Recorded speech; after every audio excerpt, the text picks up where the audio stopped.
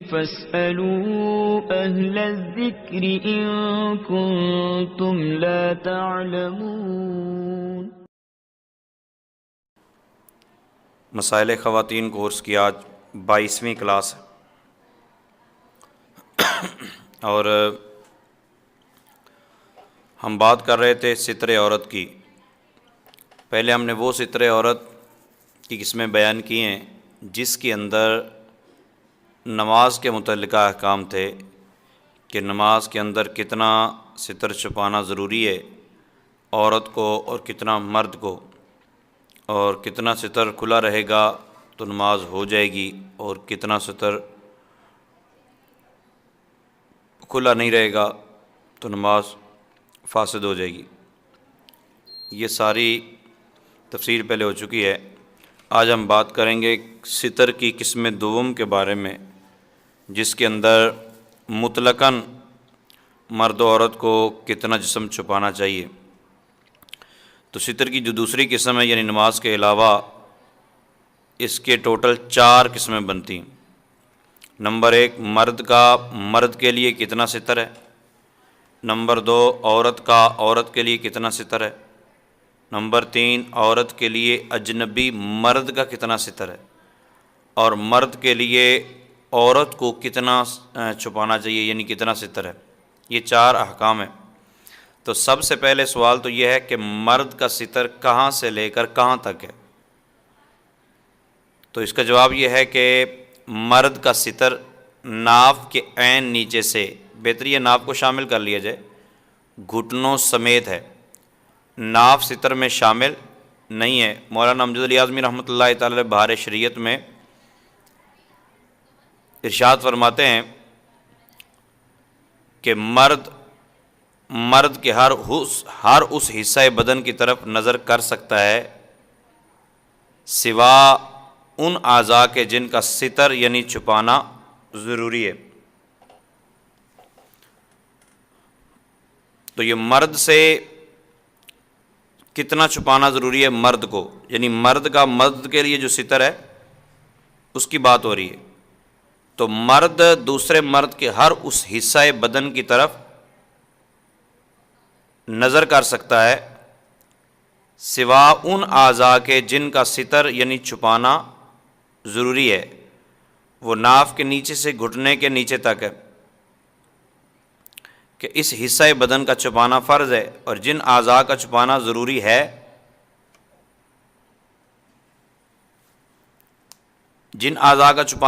ہے ان کو عورت کہتے ہیں۔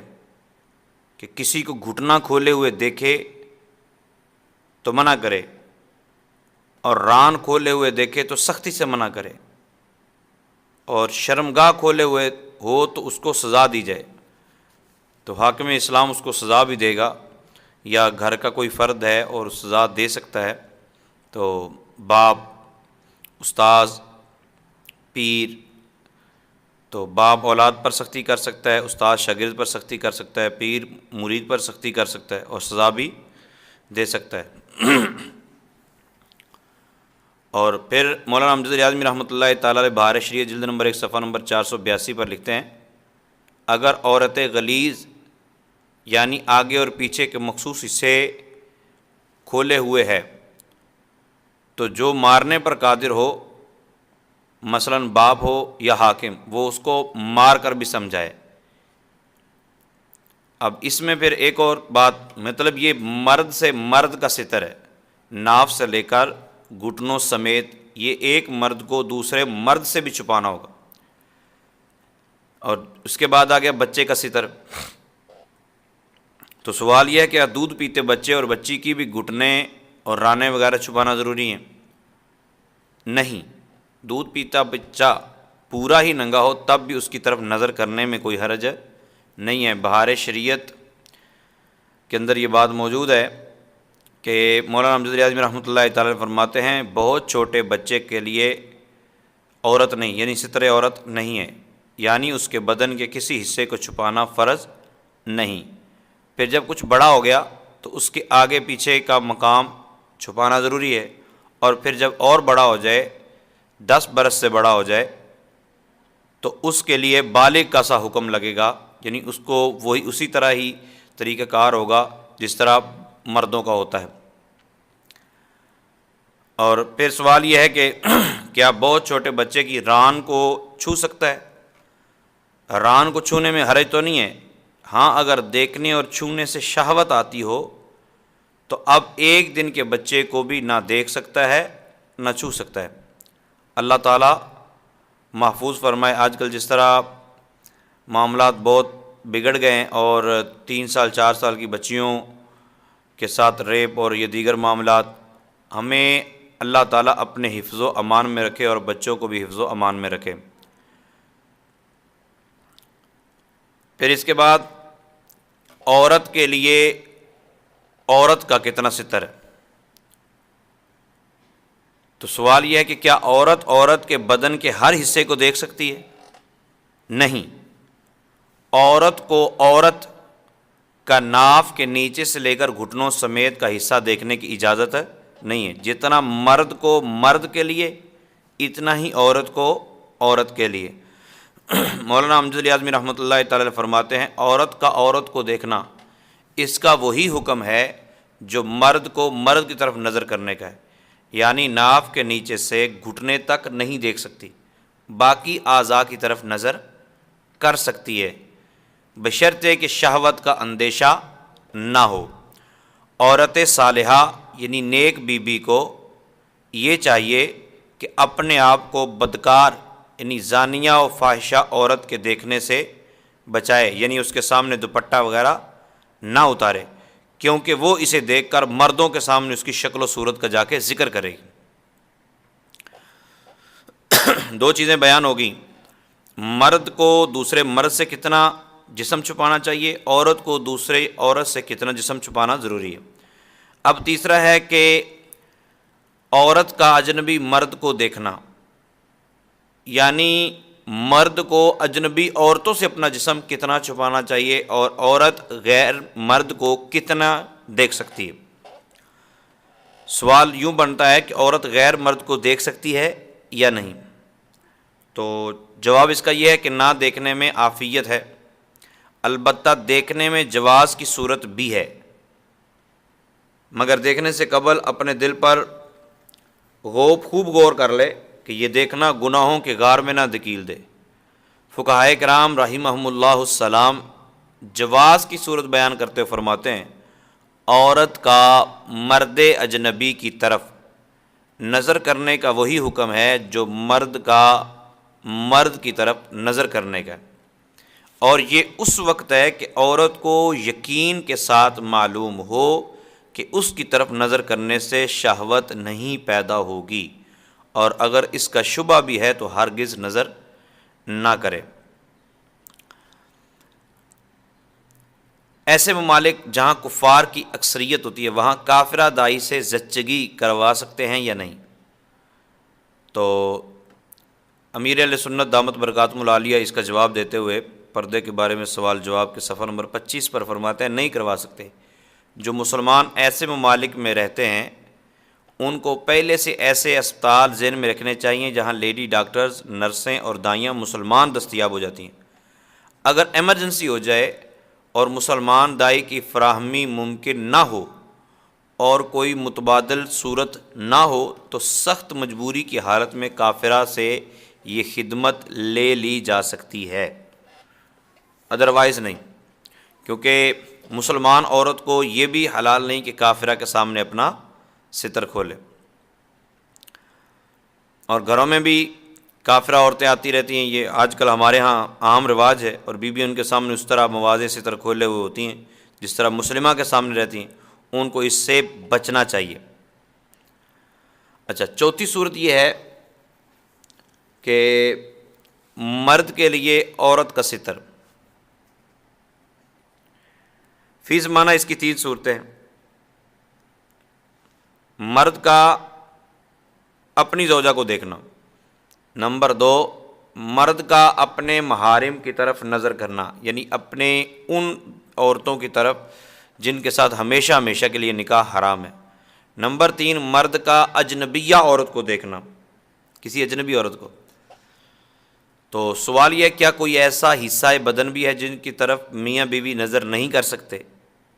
تو ایسا کوئی حصہ نہیں ہے جس کی طرف میاں بیوی ایک دوسرے کے لیے مطلب ان کے لیے حرام ہو کہ وہ نظر نہ کر سکتے ہوں۔ مولانا امجد علی اعظمی رحمۃ اللہ تعالیٰ علیہ ارشاد فرماتے ہیں بہار شریعت میں کہ عورت کی ایڑی سے چوٹی تک ہر عضو کی طرف مرد نظر کر سکتا ہے، مطلب شوہر اپنی بیوی شہوت اور بلا شہوت دونوں صورتوں میں دیکھ سکتا ہے۔ اسی طرح بیوی اپنے شوہر کے ہر عضو کی طرف نظر کر سکتی ہے۔ ہاں بہتر یہ ہے کہ دونوں میں سے کوئی بھی ایک دوسرے کے مقام مخصوص کی طرف نظر نہ کرے، کیونکہ اس سے حافظہ کمزور ہوتا ہے اور نظر میں ضعف یعنی کمزوری پیدا ہوتی ہے، نگاہ بھی کمزور ہو جاتی ہے۔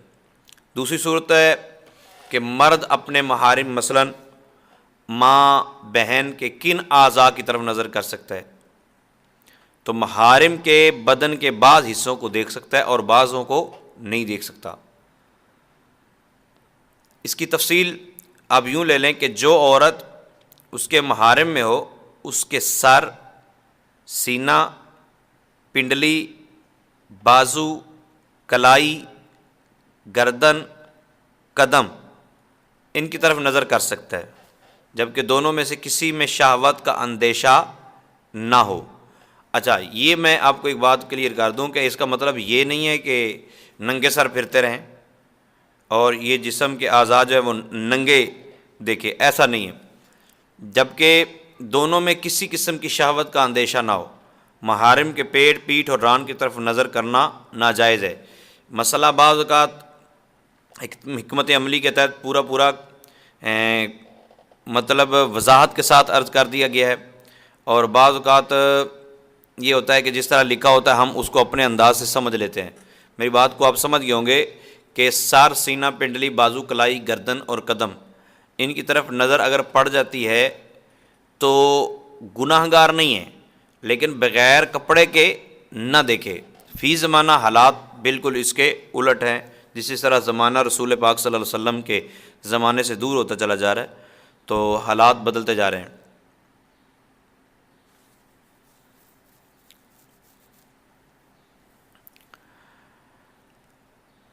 اور یہ جو پیٹھ، پیٹ اور ران کی طرف نظر کے حوالے سے اس میں یہ لکھا ہے کہ یہ حکم اس وقت ہے جب جسم کے ان حصوں پر کوئی کپڑا نہ ہو، اور اگر یہ تمام اعضاء موٹے کپڑے سے چھپے ہوئے ہوں تو وہاں نظر کرنے میں حرج نہیں ہے۔ مطلب یہ ہے کہ عورت اپنی جو محارم ہیں ان کو بھی ایسا اللہ تعالیٰ پردہ نصیب فرمائے کہ وہ ہر وقت کپڑے میں ہی ہوں، تو ان کو بھی نہیں دیکھنا چاہیے۔ اور محارم سے مراد وہ عورتیں ہیں، میں پھر عرض کر دوں، جن سے ہمیشہ ہمیشہ کے لیے نکاح حرام ہے۔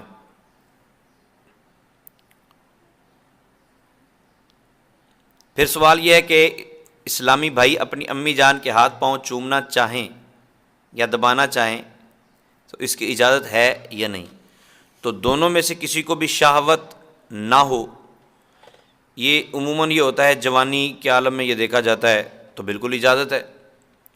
اسلامی بھائی اگر والدہ کے قدم چومتا ہے یا والدہ کے پاؤں دباتا ہے تو اس کے لیے ذریعہ نجات بھی ہے، کہ روایت میں آتا ہے جس نے اپنی والدہ کا پاؤں چوما تو ایسا ہے جیسے جنت کی چوکھٹ یعنی دروازے کو بوسہ دیا۔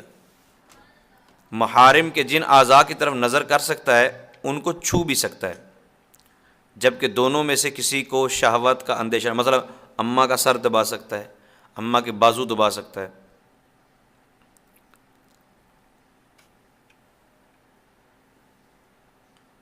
اس کے بعد تیسری صورت ہے مرد کا آزاد عورت یعنی اجنبیہ کو دیکھنا۔ تو مرد غیر عورت کے چہرے کو دیکھ سکتا ہے یا نہیں؟ تو بہتر یہ ہے کہ نہ دیکھے، البتہ ضرورتاً بعض قیودات کے ساتھ دیکھ سکتا ہے۔ مولانا امجد علی اعظمی رحمۃ اللہ تعالیٰ علیہ بہار شریعت میں فرماتے ہیں اجنبی عورت کی طرف نظر کرنے کا حکم یہ ہے کہ ضرورت کے وقت اس کے چہرے اور ہتھیلی کی طرف نظر کرنا جائز ہے، کیونکہ اس کی ضرورت پڑتی ہے، کبھی اس کے موافق یا مخالف گواہی دینی ہوتی یا فیصلہ کرنا ہوتا ہے۔ مثال کے طور میں نکاح میں اب ہمارے ہاں تو اب سگنیچر وغیرہ یا انگوٹھا لگایا جاتا ہے تو آسانی ہو جاتی ہے، وگرنہ گواہوں سے پوچھا جائے ہاں بھی کس عورت کا نکاح ہوا تھا، لڑکی کہتی میرا نکاح ہوا ہی نہیں، یا لڑکی گھر والے کہتے اس کا ہوا ہی نہیں، وہ دوسری کا ہوا ہے، نام کسی اور کا لکھا، بھیج کوئی اور دی، تو اس طرح بھی، یا پھر بتایا کوئی اور نام اور روانہ کوئی اور کر دی، وہ بولتی میرا ہی نکاح ہوا تھا، دوسرے کہتے ہیں نہیں اس کا نہیں ہوا تھا، تو پلٹا پڑ گیا۔ اب گواہوں کو بلاؤ جی، ہاں جی اسی کا نکاح ہوا تھا، انہوں نے کہا ہاں جی اسی کا ہوا تھا، تم نے دیکھا یہی بیٹھی تھی، اور نہیں جی اوپر تو پردہ تھا پتہ نہیں کون تھی، تو اس طرح گواہی نہیں ہو سکے گی نا، تو پھڈا پڑ جائے گا۔ تو بہرحال گواہی کے لیے اگر گواہی کی ضرورت ہو تو اجنبی عورت کو اس کے چہرے کی طرف اور اس کی ہتھیلی کی طرف نظر کرنا جائز ہے، اور دیکھنے میں وہی شرط ہے کہ شہوت کا اندیشہ نہ ہو، اور ویسے بھی مجبوری کی صورت ہے کہ آج کل گلیوں بازاروں کے اندر بہت سی عورتیں گھروں سے باہر آتی جاتی ہیں اور ان سے بچنا بھی ذرا مشکل ہے۔ بعض، اب میں ایک عجیب سی بات عرض کرنے لگا ہوں کہ بعض یہ سمجھتی ہیں کہ شاید اپنے محلے میں پردہ کرنا ہوتا ہے، مطلب یہاں سے قصور چلی جائیں گی یا لاہور چلی جائیں گی وہاں پردہ اتار دیں گی، اور جیسے ہی اپنے علاقے کے قریب آئیں گی تو پھر پردہ کر لیں گی، کیونکہ ظاہر ہے اپنے علاقے کے مردوں کو دکھانا منع ہے نا، باہر تو پردہ کرنے کی ضرورت ہی نہیں ہے، اللہ تعالیٰ محفوظ فرمائے۔ تو بعض علماء نے قدم کی طرف بھی نظر کرنے کو جائز کہا ہے۔ مزید فرماتے ہیں اجنبیہ عورت کے چہرہ کی طرف اگرچہ نظر جائز ہے جبکہ شہوت کا اندیشہ نہ ہو، مگر یہ زمانہ فتنے کا اس سبب اس زمانے میں ایسے لوگ کہاں ہیں جیسے اگلے زمانے میں تھے، تو چہرے کو دیکھنے سے بھی منع کیا جائے گا، ہاں ضرورت ہو تو وہ ایک الگ بات، تو ایسی ضرورتیں نہ پیدا کرتے رہیں۔ تو اللہ تعالیٰ کی بارگاہ میں دعا ہے اللہ تعالیٰ ہم سب کو اچھے انداز سے پردہ کرنے کی توفیق عطا فرمائے۔ بعض کے برقعے بھی ایسے کمال کے ہوتے ہیں کہ عام حالات میں اگر وہ بی بی جا رہی ہو تو شاید اس کی طرف کوئی بھی نہ دیکھے، لیکن برقع پہن کے اس انداز سے جا رہی ہوتی ہے کہ نعوذ باللہ من ذالک، اللہ اکبر۔ اب آخر پہ ایک اور سوال کہ سنا ہے جس سے نکاح کرنا ہو اس لڑکی کو مرد دیکھ سکتا ہے؟ تو جی بالکل، مرد اس لڑکی کو دیکھ سکتا ہے اور لڑکی بھی مرد کو دیکھ سکتی ہے۔